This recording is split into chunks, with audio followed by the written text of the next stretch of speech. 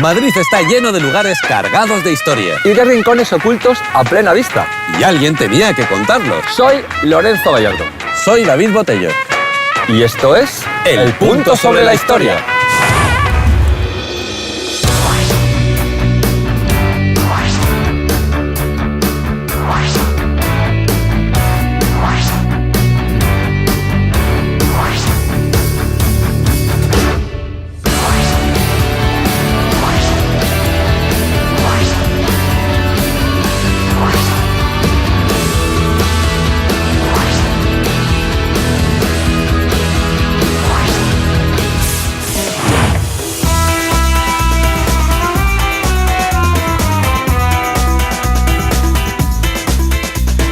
Hoy pedaleamos, historiamos y nos divertimos por los alrededores de Moncloa. El nombre de Moncloa viene del antiguo condado de Monclova, que tiene hasta un castillo y todo en la provincia de Sevilla. Los condes de la Monclova eran los propietarios de estos andurriales y de ahí el nombre, por decirlo con propiedad. Nuestros bisabuelos todavía recuerdan el olor característico de este barrio. Aquí se levantaba la legendaria fábrica de jabones Gal. Vamos, que era un barrio que antes olía limpio y ahora huele a historia. ¡Empezamos!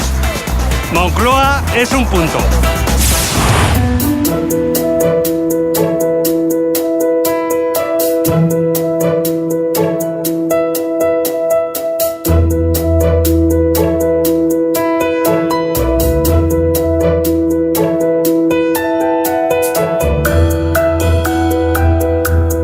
Este mosaico tan modernista, tan posmoderno y tan teleférico incluye muchas de las atracciones del barrio de Argüelles. Pero por aquí no vemos ni rastro de don Agustín de Argüelles, el divino, el señor que da nombre a todo el barrio. Argüelles el Divino era un tipo brillante que ya hablaba inglés en tiempos de Carlos IV, así que Godoy cogió y le mandó de embajador a Londres. Su misión era básicamente que los ingleses se aliaran con los españoles para luchar contra Napoleón, que ya se estaba poniendo pesadito. Estando allí tomando el té de las 5, se enteró de que los franceses se habían colado en España y de que los madrileños se habían levantado contra ellos. Y se volvió corriendo para España. Durante la Guerra de la Independencia estuvo en las Cortes de Cádiz, ahí dándole a la redacción de la Pepa, la Constitución de 1812.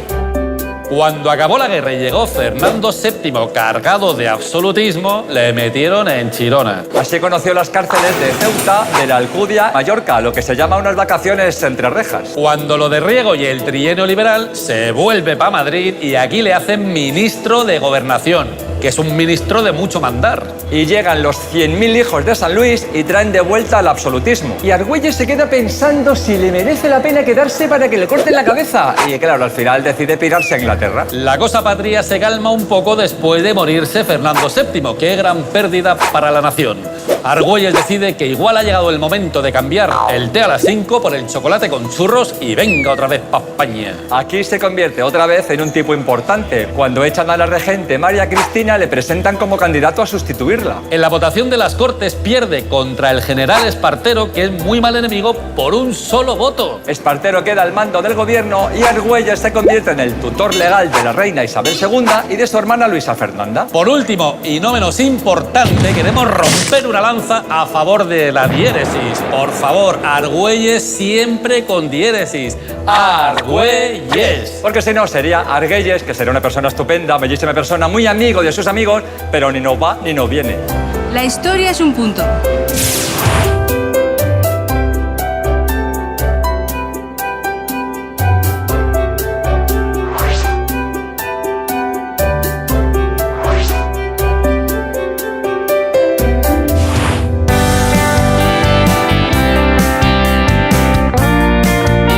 Esta casa tan enladrillada, tan llena de balcones y tan escasa de vegetación es, paradójicamente, la Casa de las Flores. Aquí vivieron personajes tan ilustres como Severo Ochoa, Emilio Carrere y Pablo Neruda, que se montaba aquí unas tertulias muy gafapastas. Las reuniones de la comunidad de vecinos serían la bomba. ¿Os imagináis a estos personajones discutiendo sobre la derrama? El del cuarto izquierdo no paga la comunidad de vecinos desde 1915. Señora, que los poetas estamos exentos. Ah, perdón. Neruda era muy amigo de Alberti, que vivía por aquí. Cuando Alberti se enteró de que Neruda se venía de cónsul a Madrid, le buscó un pisito por aquí. Se vino a vivir aquí con su mujer, Maruca, y su única hija. Y se montaba unos guateques estupendos a los que nunca faltaba Vicente Alessandre, Lorca, Miguel Hernández. Y se pasaban ahí todo el día dándole a la húmeda, tirando de jamón, de queso, de vinaco y de mujeres. En uno de sus poemas, Neruda recuerda la Casa de las Flores y a sus grandes amigos, los grandes de la poesía. Mi casa era llamada la Casa de las Flores. Federico, ¿te acuerdas debajo de la tierra? ¿Te acuerdas de mi casa con balcones en donde la luz de junio ahogaba flores en tu boca? Hermano, hermano. A Maruca, la señora de Neruda, le aburrían soberanamente estas fiestas tan culturetas.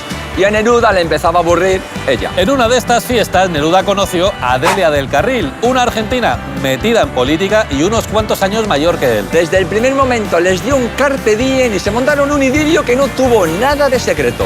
Los Neruda y Delia compartían techo en la Casa de las Flores. Hasta que estalló la guerra civil y Neruda metió a su mujer y a su hija en un tren rumbo a Valencia y le dijo: huid, huid, que ya si eso me voy yo más tarde. Y después fue él, efectivamente, pero en avión y en dirección contraria. Cogió a Delia y acabaron en México.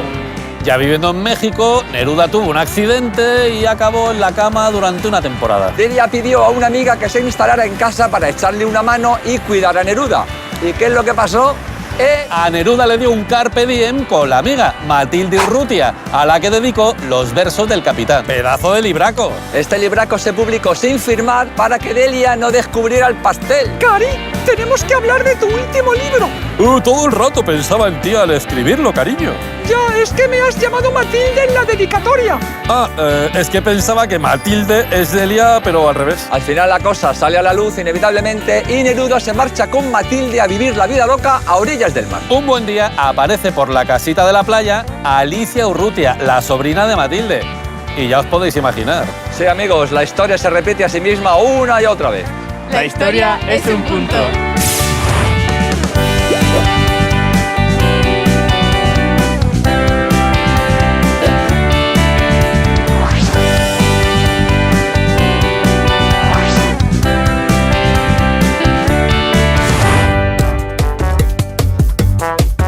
Este señor tan bigotudo que está ahí absorto mirando la vida pasar es Benito Pérez Galdós. Es el pedazo de autor de los episodios nacionales y vivió y murió en una casita que estaba aquí. Dicen que además de escribir y pasear le gustaban mucho las faldas. Es el soltero de oro de las letras españolas y entre otros carpe diem tuvo uno muy secreto con Emilia Pardo Bazán. Se conservan 100 cartas que la Emilia Pardo Bazán escribió a Galdós. Ahora bien, de las que escribió él solo se conserva una. Hay quien dice que la hija de la Bazán quemó las cartas porque eran tirando a bastante picantonas. Otros dicen que fue Carmen Polo de Franco y por la misma razón cuando se instaló en el Pazo de Meirás donde había vivido la Bazán. Las cartas empiezan muy suaves con un querido y respetado maestro por aquí y un querido amigo por allá. Y terminan a los 50 sombras de Grey decimonónico. Que si te como un trozo de mejilla y hasta la guía del bigote. Que si en cuanto te coja no queda ni rastro del gran hombre. Que si rabio por echarte encima la vista, los brazos y el cuerpote todo, te aplastaré y luego hablamos. Que si nos hartamos de reír porque la Bazán pierde una prenda íntima en el interior de un coche de caballos, esas cositas. Así se las gastaba doña Emilia, que era un pedazo terremoto al lado de don Benito, tan poquita cosa él. La Bazán era una mujer muy libre. Después de divorciarse, disfrutó a tope de su nueva soltería y no quería ataduras de ningún tipo. Por ejemplo, estando en esta relación con Galdós, que ya veis que no era solo epistolar, va ella y le da un carpe diem con don Lázaro Galdiano. Galdós se entera por casualidad y le pregunta a la Bazán si es verdad. Como Emilia es una de estas mujeres que tienen siempre la verdad por delante, lo confiesa todo. Para ella lo de Galdiano ha sido una aventurilla sin importancia. Pero Galdós no puede perdonarle la humillación y la relación se enfría poco a poco. Galdós está herido en su orgullo y eso que es un picaflor que también está liado con una tal Lorenza Cobian. Tan liado que acaba teniendo con ella su única hija reconocida, María. Entre pitos y flautas, Galdós acaba poniendo punto final a esta apasionada relación con la Bazán. ¿Quién le va a decir, con esa carita de nada, de no haber roto nunca un plato, don Benito, y había roto una vajilla hacia empieza? El punto sobre la historia.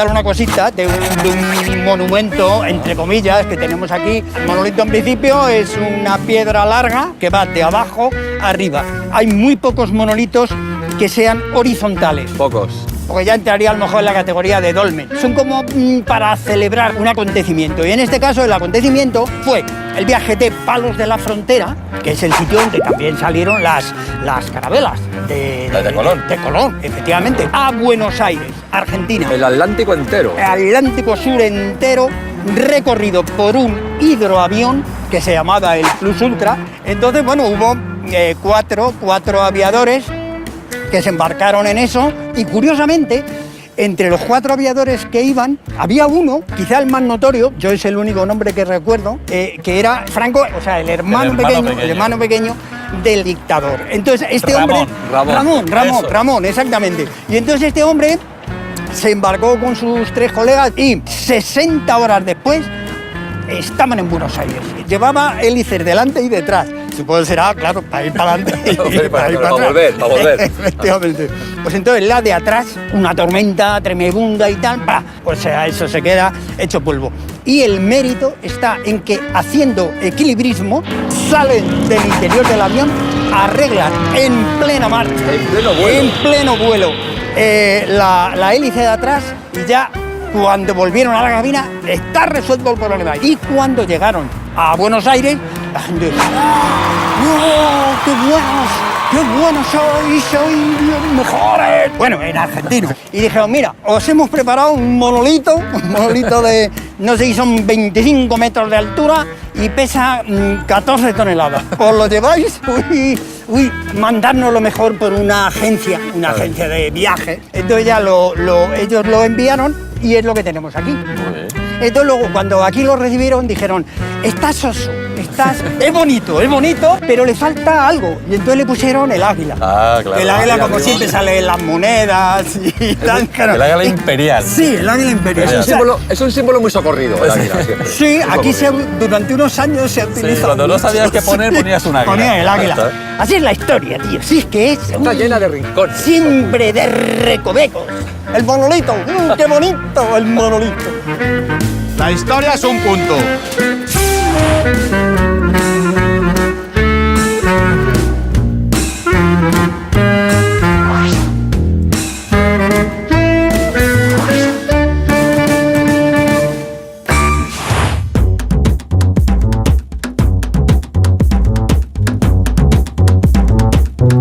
¿Qué tal, chicos?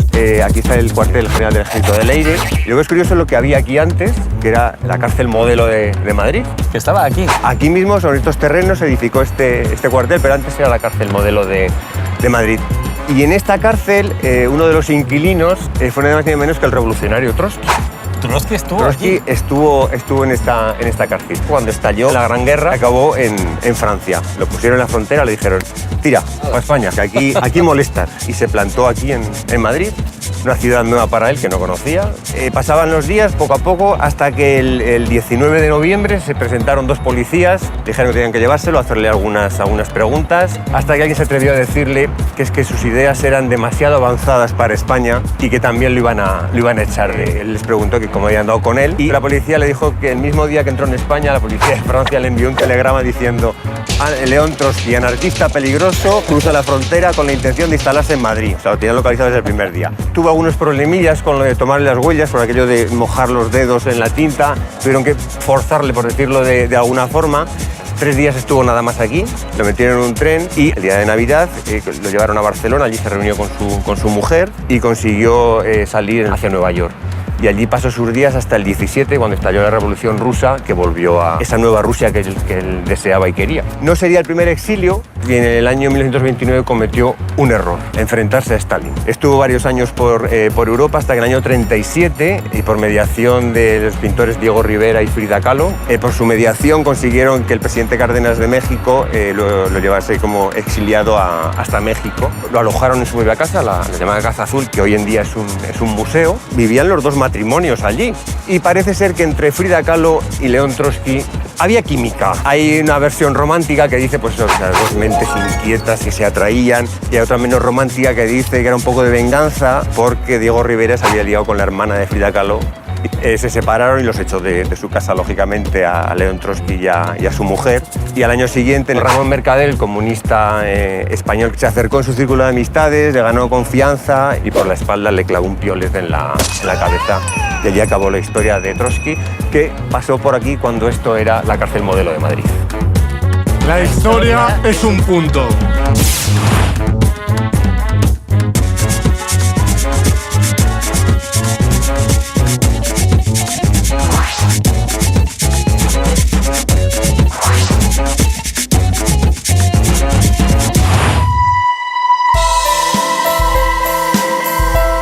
Este pedazo de arco con tantos caballos encima tirando del carro de Minerva es el Arco de la Victoria, también conocido como Puerta de Moncloa. Fue construido para conmemorar la victoria del bando sublevado en la Guerra Civil. Los romanos ya construían este tipo de arcos de triunfo a la entrada de las ciudades para saludar a las tropas victoriosas. Y este de Moncloa se pasa la tradición por el Arco del Triunfo y se levanta directamente en el campo de batalla. En plena Guerra Civil, la ciudad universitaria estaba en el campo de batalla y fue una de las zonas más castigadas de la contienda. El Arco del Triunfo tiene unas inscripciones latinas que recuerdan la Guerra Civil y la construcción de la ciudad universitaria. En la parte superior del arco hay una sala de exposiciones donde estaba previsto colocar un mapa y una enorme maqueta de la ciudad. Hasta allí se subía por unos ascensores que hay en las columnas del arco, que están huecas. Por unas cosas o por otras, el arco tardó un montón de años en acabarse y nunca se inauguró oficialmente. ¿Es eso procrastinar o no es eso procrastinar?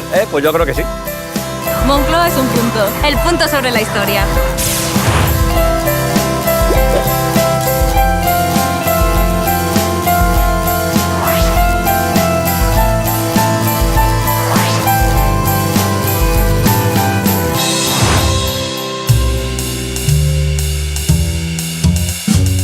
En este edificio se tramó lo que podía haber terminado siendo una verdadera rebelión, la Operación Galaxia.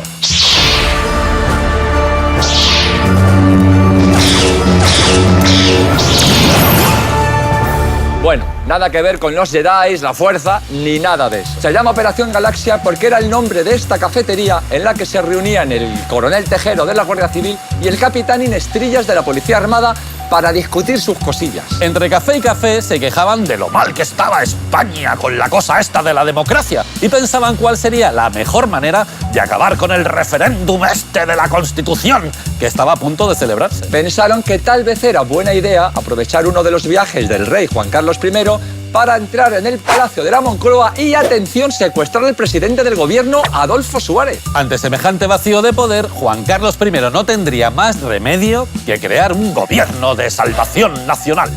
Al final todo quedó en papel mojado. Uno de los participantes de estas pequeñas charlas de café se fue de la lengua. Detuvieron a Tejero y a Inestrillas, que dijeron algo así como ¿qué? ¿Qué estábamos haciendo qué? ¿Nosotros? Si solo estábamos aquí tomando café y hablando de nuestras cositas. Fueron condenados a la pena mínima y la cosa quedó en eso, en una charla de café de cuatro locos, tal y como decía la prensa. Otros, sin embargo, creen que la Operación Galaxia fue la semillita del golpe de estado de Tejero del 23F de 1981. Lo que pasó aquí dentro debió ser algo como nos pone una conspiración con un chorrito de leche calentita, desnatada y azúcar. No, mejor sacarina.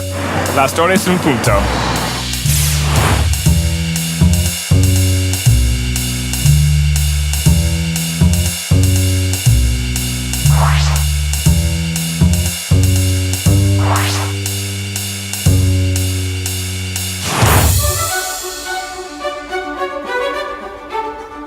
Este edificio, tan de aspecto colonial y tan enladrillado, parece un convento, pero no lo es. Es el Museo de América. Un museo que nos lleva de viaje por la historia de América, que también es parte de nuestra historia. 1492. Llegar a Asia es carísimo, complicadísimo y cada vez más peligroso. Desde la caída de Constantinopla, el trayecto se ha llenado de piratas a sueldo del turco. A pesar de los riesgos, el comercio de especias es muy lucrativo. Para que os hagáis una idea, la pimienta negra está tan cotizada que sirve para pagar cuando no hay oro o plata. Los reinos europeos están como locos por encontrar una ruta segura que le lleve a Asia. Saben que el primero que la encuentre se llevará el gato al agua. A estas alturas todo el mundo piensa que la Tierra es plana y los que no lo piensan no se atreven a decirlo por miedo a la Inquisición. Por eso nadie quiere probar la ruta atlántica. Los marineros cuentan además que sus aguas son innavegables, están llenas de monstruos marinos. Nadie en su sano juicio se atrevería a cruzarlas. Nadie hasta que llega Colón.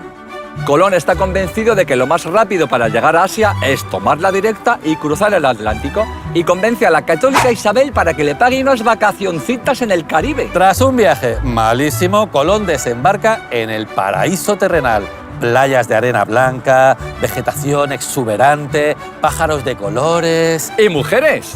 Que no se nos olvide, muchas mujeres, monísimas y casi todas en pelotas. Vamos, de lo más asiático que hay. Colón se planta de vuelta en Castilla cargado de oro, indígenas, maíz, cacahuetes, guindillas, batatas, frutas exóticas y especias a tutiplén. De la noche a la mañana, Colón se convierte en el hombre del año en Europa y Castilla en la nueva potencia marítima que une la vieja Europa y el Nuevo Mundo. Como os podéis imaginar, sus católicas majestades muy cariñosamente le pegan una patada en el trasero a Colón.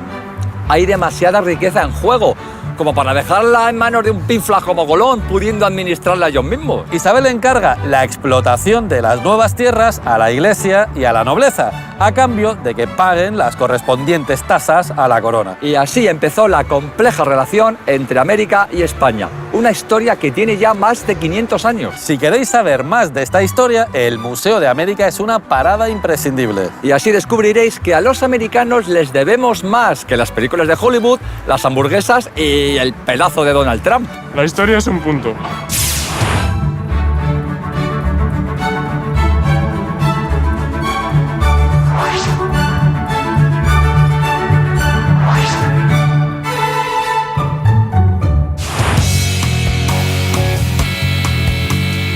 Estamos en los jardines del Museo de América, uno de mis sitios preferidos para dar un paseo tranquilamente. Aquí está la Virgen de la Inmaculada, más conocida como la Virgen por los vecinos, por la Virgen Blanca de la Moncloa. Aquí antiguamente estaba el asilo de Santa Cristina. Ahí vivían unas monjitas. Se cuenta que una noche se le apareció a una de las monjas que estaba rezando la imagen de la Virgen y le dijo: mira, que aquí va a ocurrir algo muy gordo, muy gordo. Yo creo que debéis salir de aquí corriendo. Entonces yo creo que la monja lo que le vio decir fue: pero si yo me fío de ti, yo me quedo aquí. Si, por Dios, si nos vas a cuidar. Y sí, tú fíjate de la Virgen, pero sal de aquí corriendo. Bueno, total, que la avisó, salieron corriendo, cayó una bomba y lo dejó absolutamente todo destruido. Todo menos la imagen de la Virgen. Sigo con la historia. Total, que en ese momento llegaron unos soldados que cogieron la imagen de la Virgen y se la llevaron con ellos a la trinchera, ¿vale? Para que les cuidara un poquito. A cambio de esa ayuda, pues la pobre Virgen recibió unos cuantos disparos y se quedó sin nariz. Por aquella época se la conocía como la Virgen del Asedio, porque todo esto ocurría durante la Guerra Civil. Imagínate, claro, aquí en Ciudad Universitaria. Entonces pasó un buen samaritano y lo que hizo fue enterrarla debajo de la tierra, para esconderla más que nada y que no le pasara absolutamente nada. Bueno, pues años después de todo aquello, cuando acabó la guerra, unos niños que estaban jugando por la zona se encontraron con la Virgen enterrada. La sacaron fuera y ¿sabéis lo que se encontraron? Pues que tenía muchísimos nombres escritos de los combatientes que la habían enterrado. Escribían su nombre para pedirle ayuda a la Virgen. como invocando su ayuda. Este templete de aquí, ¿sabéis quién lo construyó? Los propios vecinos con su dinero, en honor a la Virgen. Y son ellos las que la mantienen aquí con estas flores tan bonitas y hermosas, porque esto realmente es un oratorio. Es un oratorio al aire libre. Aquí la gente viene a rezar como si fuera a la iglesia. Efectivamente. Madrileña, milagrera. No me vais a decir que no merece esta Virgen de la Inmaculada, esta Virgen Blanca de la Moncloa, que la conozcan en todo el mundo. La historia es un punto.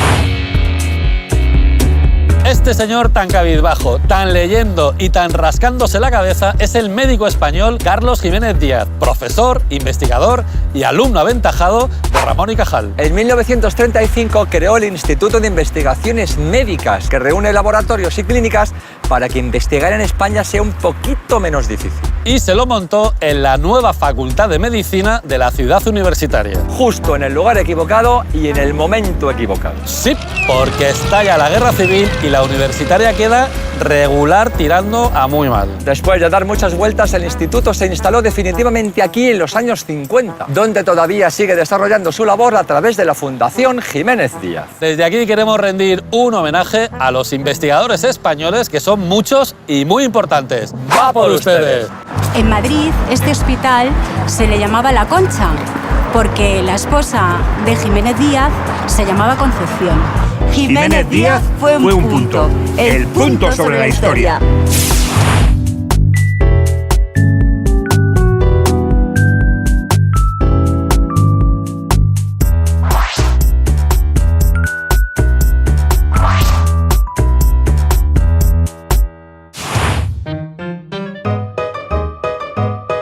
Este edificio tan platillo volante es la sede del Tribunal Constitucional. Lleva aquí desde 1981 y es la excusa perfecta para hablar de la Constitución en España. La primera Constitución de verdad de la buena es La Constitución de 1812. ¡Viva la Pepa! Se redacta en Cádiz durante la Guerra de la Independencia. y reconoce por primera vez en nuestra historia La soberanía nacional. La nación es libre e independiente y no puede ser patrimonio de nadie. La Pepa intenta acabar con los privilegios de la corona, de la nobleza y de la iglesia. Por eso, en cuanto acaba la guerra, Fernando VII se pone en plan absolutista. ¡Vivan las caenas! Cuando lo de Riego y el trienio liberal, Fernando VII jura la Constitución. ¡Trágala, trágala! ¡Viva la Pepa! Hasta que vienen los 100.000 hijos de San Luis y devuelven a Fernando su absolutismo. ¡Vivan las caenas! Cuando muere Fernando VII, deja a su hija Isabel II en el trono, deja a su señora María Cristina en la regencia y deja a su hermano Carlos María Isidro en son de guerra. Como la guerra carlista pinta mal para María Cristina, se alía con los liberales y les hace un guiño con el Estatuto Real. Es una especie de constitución tirando a conservadora que no gusta ni a la corona, ni a los nobles, ni a la iglesia, ni a los liberales. Todo el mundo conspira, pero los que se llevan el gato al agua son los sargentos del motín de la granja que obligan a María Cristina a jurar la Constitución. ¡Trágala, trágala! ¡Viva la Pepa! Con la Pepa en la mano se convocan elecciones generales y se promulga la Constitución de 1837. Y otra vez tenemos soberanía nacional. Por primera vez tenemos Congreso de los Diputados y Senado. María Cristina lo hace tan mal que deja la regencia a Espartero. Espartero lo hace tan mal que se adelanta la mayoría de edad de Isabel II. Y aparece Narváez con sus moderados. Esto de la soberanía nacional les suena tan radical que promulgan la Constitución de 1845. Es tirando a bastante conservadora. La soberanía ya no es nacional, ahora se comparte entre el rey y las cortes. Son tiempos convulsos, nadie está contento con nada y todo el mundo está harto de Isabel II hasta que llega la gloriosa revolución, que acaba con la dinastía de los Borbones. Prim se vuelve loco por toda Europa buscando un nuevo rey. Las cortes eligen a Amadeo de Saboya y se redacta la Constitución de 1869. Es un hito democrático que establece la monarquía parlamentaria. Tras el asesinato de Prim, Amadeo I se queda solo en un país ingobernable y se pira. Se proclama la República y se redacta el Proyecto de Constitución Federal. Se plantea un Estado federal parecido al de Estados Unidos, con mucha democracia, muchas libertades y mucho jaleo territorial. Antes de que la Constitución Federal entre en vigor, el general Padilla entra en el Congreso pegando tiros. ¡Quieto todo el mundo! Y así se monta la dictadura de Serrano, que garantiza la unidad de la patria. Y entonces el general Martínez Campos se pronuncia en Sagunto. ¡Sagunto! Acaba con la República, restaura la monarquía y se trae a Alfonso XII, que viene con la Constitución de 1876. Sigue vigente con Alfonso XIII. Sobrevive a duras penas a la dictadura de Primo de Rivera. Sobrevive a duras penas a la dictablanda de Berenguer. Pero no sobrevive a la Segunda República y a la Constitución de 1931. Estalla la guerra civil. Los vencedores instauran el régimen franquista, una dictadura que sustituye la Constitución por las leyes fundamentales del reino. Tras la muerte de Franco llega la transición y por fin nos trae la Constitución de 1978. La nuestra. Como en tiempos de la Pepa, la Constitución reconoce La soberanía nacional. Y como en tiempos de Prim, se establece como forma de gobierno la monarquía parlamentaria. Para llegar hasta aquí, en 170 años tuvimos que pasar por 7 constituciones, unas leyes fundamentales, 2 estatutos, 2 dinastías, 2 repúblicas, 2 restauraciones, una guerra de la independencia 4 guerras civiles y 3 dictaduras. Merece la pena saber lo que ha costado para apreciar en toda su medida lo que tenemos. ¡Viva la Constitución! La historia es un punto y ustedes lo hacen maravilloso.